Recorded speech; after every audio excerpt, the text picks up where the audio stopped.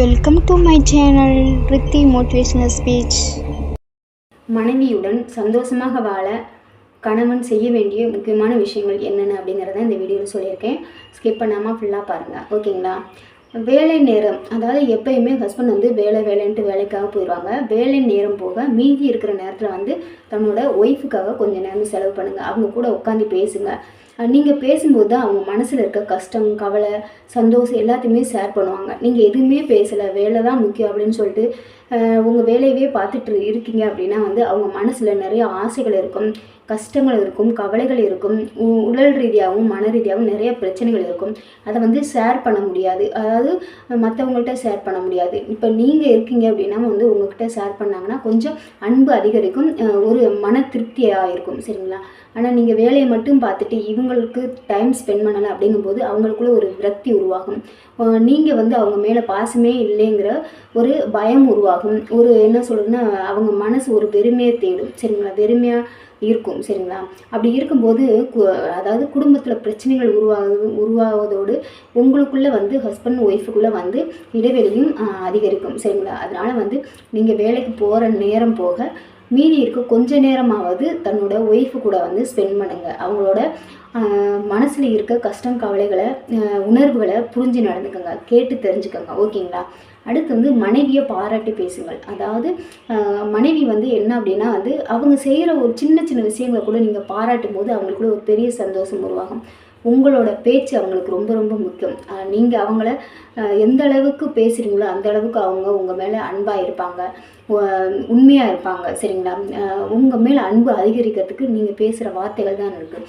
அதாவது எப்பயுமே குறை சொல்லிக்கிட்டே இருக்கிறத விட ஏதாவது ஒரு விஷயம் அவங்க செய்கிறாங்க அப்படின்னா அதில் ஒரு நல்லது நடக்குது அப்படின்னா அவங்கள பாராட்டி பேசுங்க. ஒரு சாப்பாடு, இன்னைக்கு வச்ச சாம்பார் நல்லாயிருக்கு, இன்றைக்கி வச்ச இந்த ஸ்நாக்ஸ் நல்லாயிருக்கு, இன்றைக்கி நீங்கள் ரொம்ப அழகாக இருக்குது, இன்றைக்கி போட்டிருக்க ட்ரெஸ்ஸு சூப்பராக இருக்குது. சின்ன சின்ன விஷயங்களை அவங்கள அவங்க புகழ்ந்து அவங்கள பாராட்டுங்க. அவங்க ரொம்ப சந்தோஷப்படுவாங்க.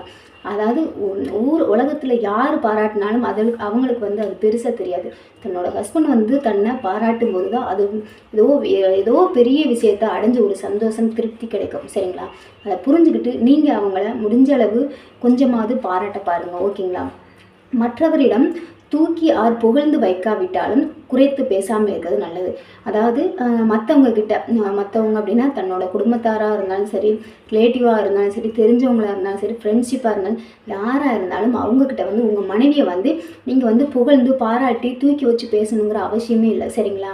அவங்கள என்னென்னா குறை சொல்லாமல் மட்டம் தட்டி பேசாமல் இருந்தாலே போதும், சரிங்களா? அவங்களுக்கு அதை விட ஒரு சந்தோஷம் வேறு எதுவுமே இல்லை. எல்லாருக்கிட்டையுமே அவங்கள மட்டம் தட்டி குறை சொல்லிகிட்டே இருந்தீங்க அப்படின்னா அவங்களுக்குள்ள ஒரு வெறுமை உண்டாகும், வெறுப்பு உண்டாகும், சரிங்களா? அந்த வெறுப்பை உங்கள் மேலே தான் காட்டுவாங்க, குடும்பத்து மேலே தான் காட்டுவாங்க.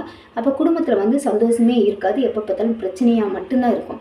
அதனால் என்ன பண்ணுறீங்க, நீங்கள் அவங்கள தூக்கி வச்சு பேசாட்டியும் புகழ்ந்து பேசாட்டியும் அவங்கள மற்றவங்க கிட்ட குறை சொல்லாமல் மட்டம் தட்டி பேசாமல் இருந்தாலே போதும், பாதி பிரச்சனைகள் குறைஞ்சிடும், சரிங்களா? அடுத்து அவரிடத்து நிதி பொறுப்பு கொடுத்து பாருங்கள். அதாவது உங்களோட ஒய்ஃபுக்கிட்ட குடும்ப பொறுப்புகளை கொடுத்து பாருங்கள். அதாவது நீங்கள் ஃபுல்லாக எல்லா பொறுப்புகளும் கொடுக்கணும் அப்படிங்கிற அவசியம் இல்லை. குடும்ப பொறுப்புகளை, குடும்பத்துக்காக செலவு பண்ணுற காசு அவங்க கையில் கொடுத்துட்டு நீ இந்த குடும்பத்தை எப்படி நடத்தணும் நீ பாரு, இவ்வளோ காசு தர, இதுக்குள்ளே நீ குடும்பத்தை பாரு, அதை முடிஞ்ச அளவு சேமிக்கவும் பழகிக்க அப்படின்னு சொல்லிட்டு கொடுத்து பாருங்கள். அவங்க எந்த அளவுக்கு செலவு பண்ணுறாங்க, எந்த அளவுக்கு சேமிக்கிறாங்க, குடும்பத்தை எப்படி ரன் பண்ணுறாங்க, சந்தோஷமாக கொண்டு போகிறாங்களா, அதாவது வரவை விட செலவு கம்மியாக இருக்கா அதிகமாக இருக்குதா, எப்படி குடும்பத்தை ரன் பண்ணுறாங்க அப்படிங்கிறத நீங்கள் அவங்களுக்கு கற்றுக் கொடுங்க, அவங்களுக்கு புரிய வைங்க. அப்போ தான் அவங்களுக்குள்ள ஒரு பிற்காலத்தில் அவங்க ஒரு குடும்ப பொறுப்பை சுமக்கும்போது, அதாவது நீங்கள் இருக்கும்போது ஒன்றும் தெரியாது, இல்லாதப்ப எல்லா பொறுப்பும் அவங்கக்கிட்ட வரும்போது அதை தன்னிச்சையாக நின்று கவனிக்கக்கூடிய ஒரு சக்தி உருவாகும், சரிங்களா? அதுக்காக நீங்கள் இப்போயே ட்ரெயின் பண்ணுங்கள். குடும்ப பொறுப்பை, நிதி பொறுப்பை அவங்கக்கிட்ட கொடுத்து பாருங்கள், ஓகேங்களா? அடுத்து மாதவிடாய் நாட்களில் கூடுதலாக அன்பு காட்டுங்கள். அதாவது என்ன அப்படின்னா மனைவி அப்படிங்கிறது பெண்கள்னாவே மாதம் பீரியட்ஸ் டைம் 28 நாளைக்கு ஒரு தடவை வர்றது தான். அது நார்மல் தான், எல்லாருக்கும் வர்றது தான். ஆனால் அந்த டயத்தில் எந்தெந்த பிரச்சனைகளை அவங்க சந்திப்பாங்க அப்படிங்கிறத பெண்களுக்கு மட்டும்தான் தெரியும். ஒரு சில பெண்கள் ரொம்ப முடியாமல் அவங்க வெளியில் காட்டிடுவாங்க. ஒரு சில பெண்கள் வந்து அதை தாங்கிக்குவாங்க, ஏற்றுக்குவாங்க. ஆனால் தாங்கிக்கிறாங்க, ஏற்றுக்கிறாங்க, வெளியில் காட்டலை அப்படிங்கிறதுக்காக அவங்களுக்கு எந்த ஒரு பிரச்சனையும் இல்லைன்னு மட்டும் நினைக்காதீங்க. அந்த நேரத்தில் தான் அவங்களுக்கு ரொம்ப உடல் ரீதியாகவும் மனசு ரீதியாகவும் நிறைய பிரச்சனைகள் இருக்கும், கஷ்டங்கள் இருக்கும். சரிங்களா? அந்த டயத்தில் அவங்களுக்கு உடம்பு வலியிலேருந்து கைகால் அசதி, அதாவது ரொம்ப சோர்வாக இருப்பாங்க, ஒழுங்காக சாப்பிட முடியாது, டென்ஷன் ஆவாங்க. அந்த மாதிரி இருக்கும்போது நீங்கள் கொஞ்சம் அவங்க மேலே அக்கறை காட்டுங்க, கொஞ்சம் அன்பாக இருங்க. அவங்களுக்கு அந்த டைமில் கொஞ்சம் ரெஸ்ட் கொடுங்க. அப்படி பண்ணும்போது கூட ரெஸ்ட் கொடுக்காட்டி கூட அவங்களுக்கு ஹெல்ப் பண்ணுங்கள் அந்த நேரத்தில். அப்படி இருக்கும்போது அவங்களுக்கு கொஞ்சம் ரொம்ப சந்தோஷமாக இருக்கும். அதை விட சந்தோஷமாக அவங்க வேறு எதையுமே எதிர்பார்க்கறதில்ல.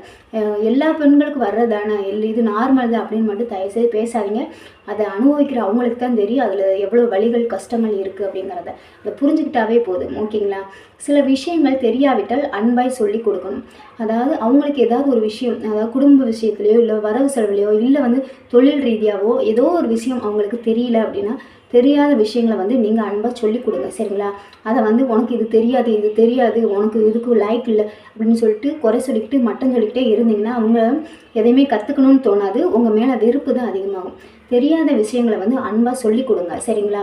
உங்களுக்கு தெரியாத விஷயங்களை அன்பாக கேட்டு தெரிஞ்சுக்கோங்க. இப்போ வந்து உங்களுக்கு எதுவுமே தெரியல, உங்கள் ஒய்ஃப்க்கு அதை பற்றி தெரிஞ்சிருக்கு அப்படின்னா வந்து நீங்கள் கேட்குறதுக்கு சங்கடப்பட்டுட்டு ஈகோவை காட்டாமல் உங்களுக்கு தெரியாத விஷயங்களை உங்கள் ஒய்ஃபுக்கிட்ட கேளுங்க. அன்பாக கேட்டிங்கன்னா கண்டிப்பாக அவங்க வந்து நீங்கள் கேட்குறது தான் அவங்களுக்கு பெரிய சந்தோஷமாக இருக்கும். நீங்கள் கேட்கும்போது அதை அவங்க இன்னும் அதிகமான ஒரு உரிமையோட அன்பை அவங்க சொல்லி கொடுப்பாங்க. சரிங்களா? ஒரு சிலர் என்ன பண்ணுவாங்கன்னா அதை கேட்க மாட்டாங்க. ஈகோனால வந்து இவகிட்டெல்லாம் போய் கேட்டு நம்ம தெரிஞ்சுக்கணுமா, இவ சொல்லிலாம் நம்ம கேட்கணுமா அப்படிங்கிற ஒரு எண்ணம் இருக்கும். தயவுசெய்து அப்படி பண்ணவே பண்ணாதீங்க. அது ரொம்ப ரொம்ப தப்பு. உங்களுக்கு தெரியாத விஷயங்களை உங்கள் மனைவிக்கு தெரியும் அப்படின்னா அவங்கக்கிட்ட தயவுசெய்து கேட்டு தெரிஞ்சுங்க. அடுத்தவங்கள்ட்ட போய் கேட்கறது இல்லை. சரிங்களா? அடுத்தவங்கக்கிட்ட கேட்டால் தான் பிரச்சனை, ஈகோ காட்டலாம். ஆனால் வந்து தான் ஒய்ஃப் அப்படிங்கும்போது பாதி, சரிங்களா, உங்களில் பாதி அவங்க அப்படிங்கும்போது அவங்கக்கிட்ட எந்த ஒரு விஷயமா இருந்தாலும் கேட்டு தெரிஞ்சுக்கணும். அதில் தப்பே இல்லை. ஓகேங்களா? அடுத்து வந்து மனைவி கேட்காமலேயே அவர்களுக்கு பிடித்த இடங்களுக்கு கூட்டி கொண்டு செல்லுங்கள். அதாவது மனைவிக்குன்னு ஒரு சில ஆசைகள் இருக்கும், எதிர்பார்ப்புகள் இருக்கும். ஆனால் வந்து ஒரு சிலர் வந்து அவங்களோட ஆசை எதிர்பார்ப்பு எதையுமே கண்டுக்க மாட்டாங்க, அதை சட்டையே பண்ண மாட்டாங்க. எல்லாருக்கும் அந்த ஆசை இருக்கா, எல்லாத்தையும் நிறைவேற்ற முடியுமா அப்படிங்கிற ஒரு எண்ணம் கேள்வி கேட்காதீங்க. சரிங்களா? அவங்க வந்து நிறைய காசு செலவு பண்ணணும், நல்லா இன்னும் எப்போ பார்த்தாலும் ஊர் சுற்றிக்கிட்டே இருக்கணும் அப்படிங்கிற ஒரு எண்ணம்லாம் அவங்களுக்குள்ளே இருக்காது. மாதத்தில் ஒரு நாள், வருஷத்தில் ஒரு நாள் எங்கேயாவது அவங்களுக்கு பிடிச்ச இடம் இல்லாட்டி உங்களுக்கு பிடிச்ச இடத்துக்கே கூட்டிகிட்டு போய் அவங்கள சந்தோஷப்படுத்துங்க. அதுவே அவங்களுக்கு பெரிய சந்தோஷமாக இருக்கும். இந்த மாதிரி பண்ணும்போது குடும்பத்தில் எந்த ஒரு பிரச்சனையுமே வராது. ஹஸ்பண்ட் ஒய்ஃபுக்குள்ளே வந்து எப்பயுமே அந்யூன்யம் உருவாகும், அன்பு அதிகரிக்கும். என்ன சொல்கிறதுனா எந்த ஒரு பிரச்சனைகளுமே வராமல் குடும்பம் எப்பயுமே சந்தோஷமாக இருக்கும்.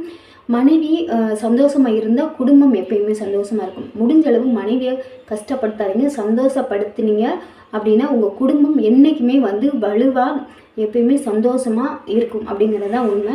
இந்த வீடியோ பிடிச்சிருந்தா லைக் பண்ணுங்கள், ஷேர் பண்ணுங்கள், கமெண்ட் பாக்ஸ் கமெண்ட் பண்ணுங்கள். சப்ஸ்கிரைப் பண்ணாமல் இருந்தீங்கன்னா சப்ஸ்கிரைப் பண்ணிவிட்டு பெல் ஐக்கனை கிளிக் பண்ணிட்டு ஆல் மேலே கிளிக் பண்ணுங்கள். ஓகே, பாய்ங்க. அடுத்த வீடியோவில் பார்க்கலாம்.